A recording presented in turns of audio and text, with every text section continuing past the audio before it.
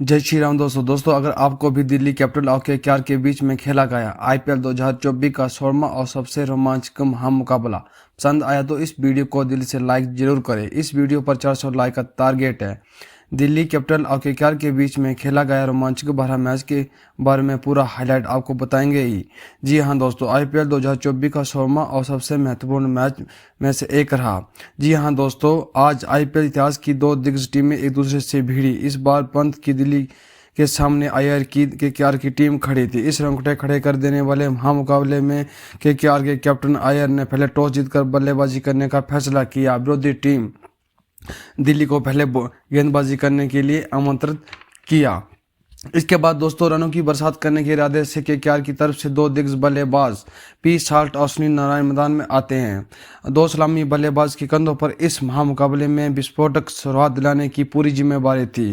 दोस्तों अपनी जिम्मेवारी समझते हुए दोनों बल्लेबाजों ने पारी की अच्छी शुरुआत करना शुरू कर देते हैं। दोस्तों दोनों बल्लेबाज 4 ही ओवर में 50 रन से ऊपर स्कोर बना लेते हैं। लेकिन दोस्तों दिल्ली की ओर से पारी का 3 और 5वां ओवर लेकर आते हैं नॉर्जे और 5वें ओवर की तीसरी बॉल पर ही साल्ट को एक स्टब्स के हाथों कैच करवा देते हैं और पी साल्ट जो है वो 12 बॉल पर 18 रन ही बना पाते हैं।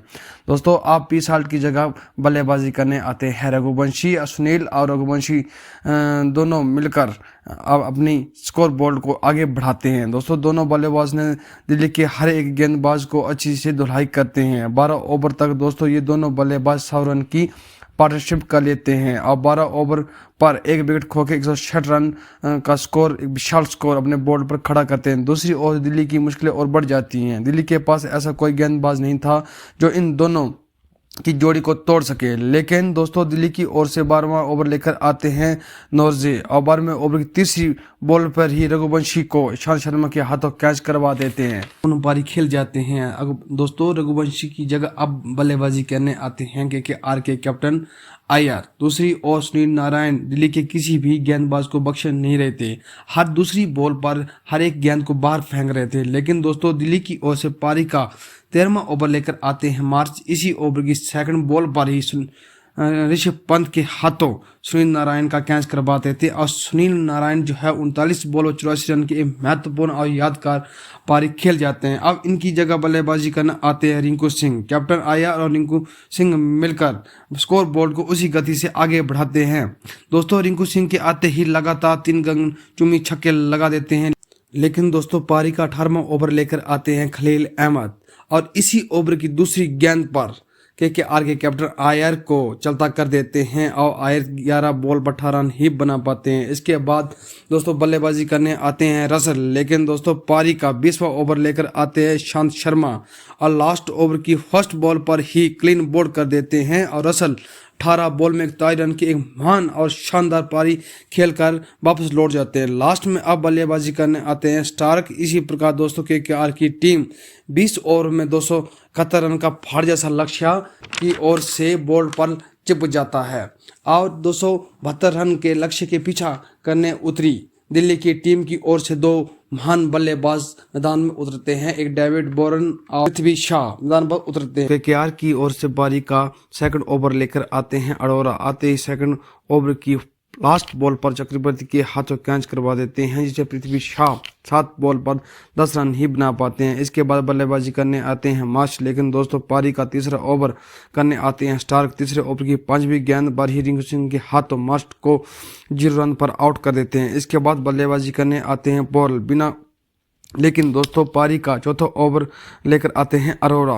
चौथे ओवर की लास्ट गेंद में सुनील नारायण के हाथों कैच आउट करवा देते हैं और वो भी बिना खाता खोले पवेलियन लौट जाते हैं। अब बल्लेबाजी करने आते हैं दोस्तों दिल्ली के कैप्टन ऋषभ पंत। लेकिन दोस्तों पारी का 5वां ओवर लेकर आते हैं स्टार्क अपनी 5वें ओवर की तीसरी बॉल पर डेविड बॉर्न को क्लीन बोल्ड कर देते हैं जिसमें डेविड बॉर्न 13 बॉल पर 18 रन ही बनाकर पवेलियन लौट जाते हैं। इसी प्रकार से पावर प्ले में ही दिल्ली कैपिटल की टॉप 4 बल्लेबाज वापस लौट जाते हैं।